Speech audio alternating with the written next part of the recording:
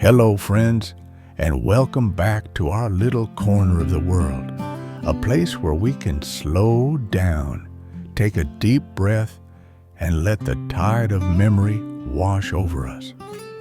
They say that the past is a foreign country, but for us, for those of us who lived it, the 1960s doesn't feel foreign at all. It feels like home. It's a tapestry woven from a million little moments, some bright and loud, some quiet and tender. In our last gathering, we walked down memory lane together, and you, our wonderful community, filled the comment section with your own precious recollections. You shared the pieces of your childhoods, the fragments of your teenage years, and the stories that made you who you are. So today, I've gathered those memories, your memories, to create a new collection. This isn't just a list, it is a reflection of our shared history. If you grew up in the 60s, settle in. We are about to revisit the days that formed the backdrop of our lives. Do you remember the undercurrent of the world back then? It was a strange mix of innocence and intensity. In the early 60s, before everything seemed to change, we lived with a very specific kind of awareness. We had our schools, our playgrounds, and our neighborhoods. But we also had the bomb shelters. It's a sobering thought now, isn't it? But back then, duck and cover drills were just part of the routine. As standard as the Pledge of Allegiance, President Kennedy, with that voice we all remember so clearly, even suggested building shelters in case of a nuclear exchange with the Soviet Union. It was a shadow that hung over the decade, a reminder that the world was a big, complicated place, even if we were just kids trying to understand it. But when we needed to escape that reality, where did we go? We turned to the glow of the television set. Can you hear that haunting rhythmic theme music starting up? The Twilight Zone. Rod Serling standing there, crisp in his suit, cigarette in hand, inviting us into another dimension. It was absolute must-watch television for any kid brave enough to keep their eyes open. It challenged our imaginations, didn't it? It made us ask, what if? And if Rod Serling gave us the chills, there was another voice that commanded our attention. Do you remember sitting on the carpet, staring at the screen as a voice announced, "There is nothing wrong with your television set"? The Outer Limits. It had us hooked from that very first sentence. It was sci-fi, it was mystery, and it was ours. Of course, the television wasn't just for escaping reality. Sometimes it brought reality right into our living rooms. By the late 60s, the nightly news became a ritual in almost every American household. It was a constant flickering reminder of what was happening halfway across the world in Vietnam. And who was the man guiding us through it all? Walter Cronkite. Think about his voice for a moment. Steady, reassuring, authoritative. For so many of us, he was the central figure in shaping how we saw the war and arguably how we saw the world. When Walter Cronkite spoke, we listened. We trusted him in a way that seems almost impossible today. But let's step away from the heavy news for a moment. Let's go back to the bedroom floor or the living room rug, where the real business of childhood happened, the toys. Oh, the toys of the 60s were absolute classics. They were tactile, they were loud, and they were wonderful. Who among us didn't spend hours with the Rock'em Sock'em robots? There was something so visceral, so satisfying about working those plungers, maneuvering your fighter, waiting for that perfect moment to land a punch. And then, pop! The head goes up. The sheer joy of knocking your opponent's block off was a triumph every single time. Then there was the exploration of space right there in our hands. Do you remember Major Matt Mason? That Mattel action figure was a staple. He looked so ready for adventure.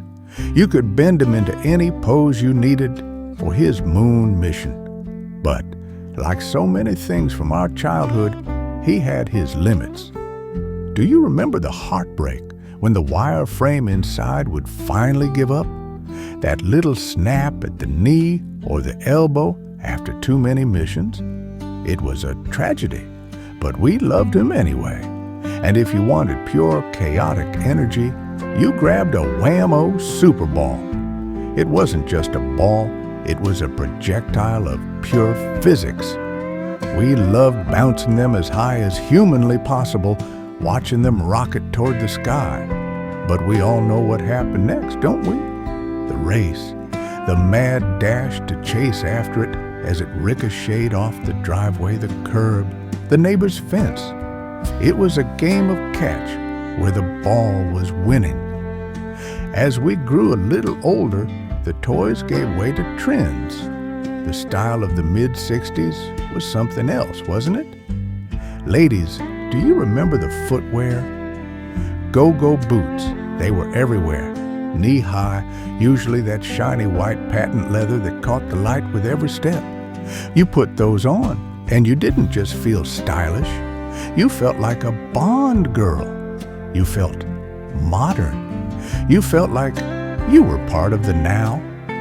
Speaking of modern, do you recall the very first time you saw the future in full, vibrant color?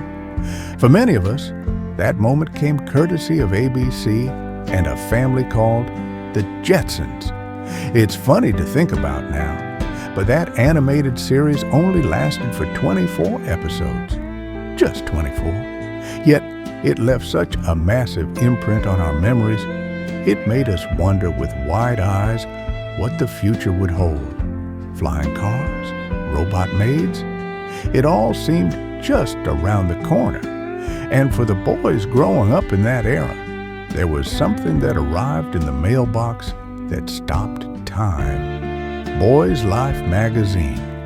It was the official scouting magazine, but it felt like a manual for boyhood itself. It seemed like every boy we knew had a subscription. You'd read it cover to cover, dreaming of adventures, learning skills, and feeling part of a brotherhood that stretched across the country. Now, if you weren't reading, you were probably outside playing the classics, cops and robbers, or cowboys and Indians. And if you were serious about the game, you were packing heat, a realistic-looking cap gun revolver. Can you smell that smell right now? That distinct, sulfurous scent of a fired cap? These weren't just plastic toys. They popped, they cracked, and they even smoked when you fired them. It added a layer of realism to those backyard gunfights that today's kids will just never experience. While we played in the backyard, our imaginations were being stretched to the stars on television. Star Trek. It was more than just a show. It was a philosophy. It made us wonder not only about space travel, but about life on other planets. It asked big questions. And looking back, we can see how groundbreaking it really was.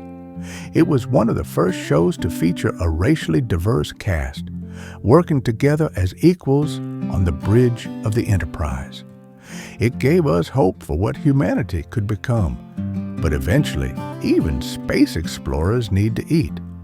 And when our families were traveling the highways of America, there was one beacon we all looked for: the orange roof. Howard Johnson's. Just seeing that roof from the back seat of the station wagon was enough to get us excited. It was the best place to stop. And why? 2 reasons. First, the fried clams. They'd serve the best fried clams around crisp and hot. And second, the main event, the ice cream. 28 flavors. Standing there trying to choose felt like the most important decision of your life. It was a sweet, creamy slice of Americana. Back at home, the television continued to bring us heroes. The 1960s Batman TV show was a favorite for anyone who loved the Caped Crusader. It was campy, colorful, and fun. Do you remember the fight scenes? Pow! Bam! Zap! The comic book style graphics popping up on the screen made it feel like the pages were coming to life. And those cliffhanger endings. Same bat time, same bat channel. We couldn't wait to tune in again. Sunday evenings, however, belonged to one man. Walt Disney's Wonderful World of Color. This wasn't just a show, it was a family event. We gathered around the set on NBC, and there was Walt himself, hosting us, guiding us into stories of magic and nature. And the fact that it was broadcast in color, it made the world feel richer, more vibrant. It was wholesome, it was beautiful, and it was Sunday. But keeping those TVs running required a little maintenance. Do you remember tagging along with Dad to the drugstore or the convenience store on the weekend? You weren't there for candy. You were there for the self-service TV tube tester.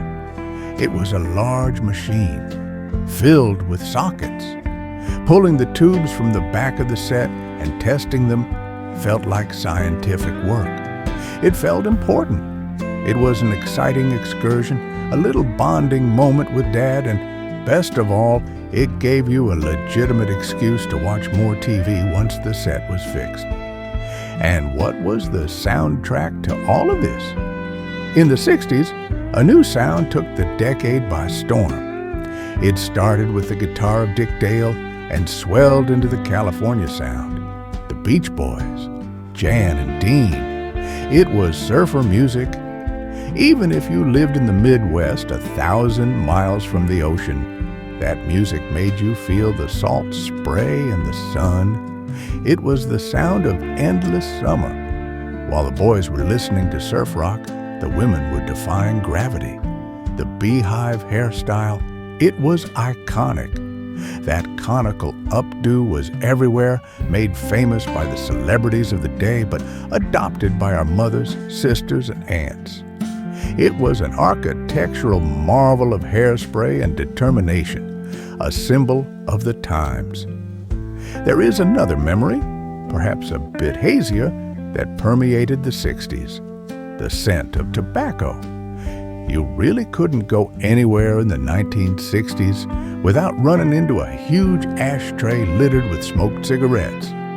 It seemed like every adult smoked during this decade. The ashtray was an essential piece of decor in every single room of the house.